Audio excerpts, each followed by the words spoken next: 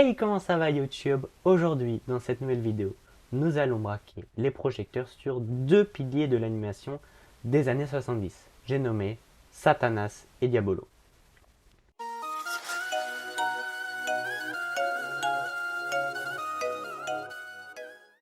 Satanas et Diabolo sont apparus pour la première fois chez le public américain dans les années 1969, avec la série Les Fous du Volant.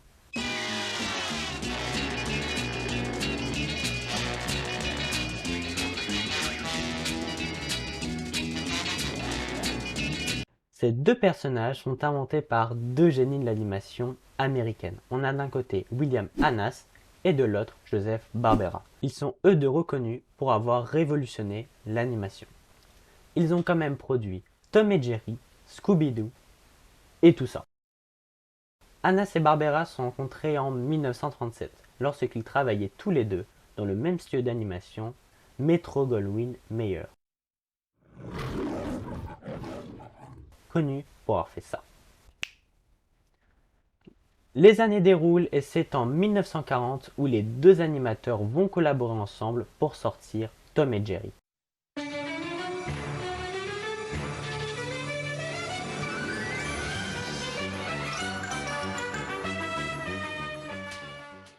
Et ouais, rien que ça.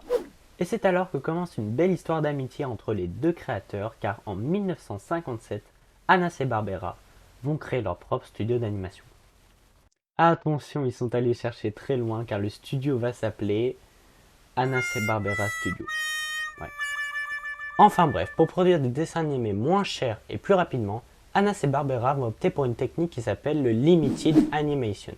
Cette technique consiste à réduire le nombre d'images. Donc au lieu de dessiner chaque image, on va tout simplement dessiner les images les plus importantes. Et on va donc rajouter des images intermédiaires qui montrent des petits déplacements entre les images importantes. Ça va donc donner une impression de mouvement. Maintenant qu'on en sait un petit peu plus sur nos deux créateurs, on va s'intéresser à nos deux antagonistes. Cette fois Diabolo, foi de Satanas, Zéphirin le pigeon ne peut pas m'échapper. Et une fois pris, il y aura une distribution générale de médailles. On a d'un côté Satanas, un homme grand, mince, qui porte une moustache.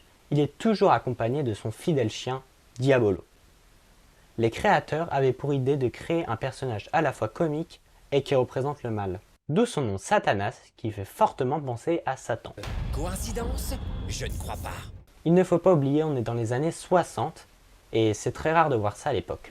Et on a de l'autre côté Diabolo, qui est un gros chien qui s'exprime qu'avec des expressions faciales et bruitages. C'est un personnage qui, malgré son attitude prétentieuse et arrogante, est très lâche, et on va le voir dans de nombreuses reprises dans la série. Mais il y a quelque chose qui le distingue réellement de tous les méchants, c'est son rire. D'ailleurs, pour l'anecdote, c'est pendant l'enregistrement d'un épisode des Fous du Volant que l'acteur Paul Winchell va rire pendant le doublage. Ce qui va donc plaire à Hannas et Barbera, et ils vont donc donner ce rire au personnage. Ok, vous disiez sûrement, ces personnages sont connus aujourd'hui. Mais comment et même pourquoi? Pour ça, il faut revenir le 28 septembre 1968 aux États-Unis.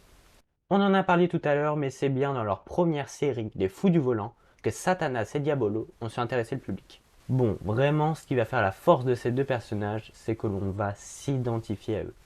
Bon, vous allez me dire aujourd'hui, c'est très banal de voir ça, mais rappelez-vous qu'on est en 1968 et c'est très original et créatif de voir ça de la part des créateurs. Et en plus, là, on va s'identifier à des méchants, donc ce qui est encore plus surprenant de la part des créateurs. Et oui, Satanas et Diabolo sont toujours déterminés à réussir, et vous n'allez jamais les voir abandonner. Et c'est pour ça qu'on va plus facilement s'identifier à eux, parce qu'ils sont tout simplement imparfaits. Ils ont des échecs et ils vont tricher pour gagner la course, ce qui va rendre ces personnages humains. Je trouve personnellement que Satanas et Diabolo se démarquent de tous ces méchants. Et je trouve que Hannas et Barbera ont su montrer qu'un antagoniste peut être à la fois comique et méchant. Et c'est grâce à la créativité et à l'originalité de nos deux animateurs que Satanas et Diabolo ont pu petit à petit être amenés vers le succès. Hannas et Barbera ne vont pas s'arrêter là et vont faire apparaître nos deux nouvelles mascottes dans nos nombreux dessins animés. Et ils auront droit ensuite à leur propre dessin animé. qui s'appelle Satanas et Diabolo, les machines volantes. Et comme tout ce qui marche, on a le droit à une panelle de produits dérivés. Satanas et Diabolo ont fait leur apparition dans des vêtements, des jouets, des bandes dessinées et même des jeux vidéo. Et ça va donc permettre à la série de plus se populariser et de s'immortaliser par la suite. On voit que Satanas et Diabolo ont été des icônes de la télé des années 60. Mais on pourrait se poser la question, est-ce que aujourd'hui Satanas et Diabolo ont-ils le même succès qu'à l'époque? Et même pire que ça, est-ce que ce sont devenus des personnages oubliés? Bon, il est clair qu'aujourd'hui, Satanas et Diabolo n'ont plus le même succès aujourd'hui qu'à l'époque. C'est une nouvelle génération maintenant qui doivent convaincre et évidemment qu'elles n'ont pas les mêmes attentes. Mais malheureusement, aujourd'hui, les créateurs sont morts. Donc on pourrait se dire que Satanas et Diabolo sont des personnages oubliés et qu'au fil des générations, ils vont finir par disparaître. Sauf qu'aujourd'hui, la licence appartient à Warner Bros.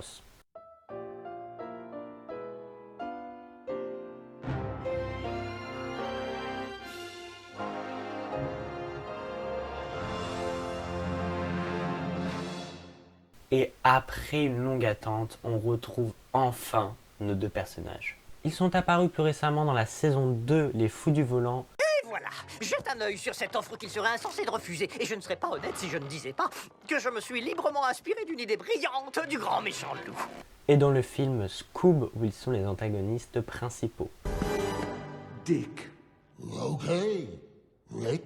No, I'm not a Rick. I'm a Dick with a D. Rick with a D. Da, Dick. Well, Rick. Dick, Dick, Dick! Et aujourd'hui, ils vont apparaître dans des mèmes. Ça va leur donner une nouvelle vie et surtout garder leur côté humoristique de l'époque. Enfin bon, je pense qu'on a fait le tour de ces deux personnages. J'espère que cette vidéo vous aura fait kiffer et que j'ai pu vous apprendre de nouvelles choses dans cette vidéo. Que vous soyez des fans de ce personnage ou que vous ne les connaissez même pas. En tout cas, je vous dis à plus pour une prochaine vidéo. Allez, bye!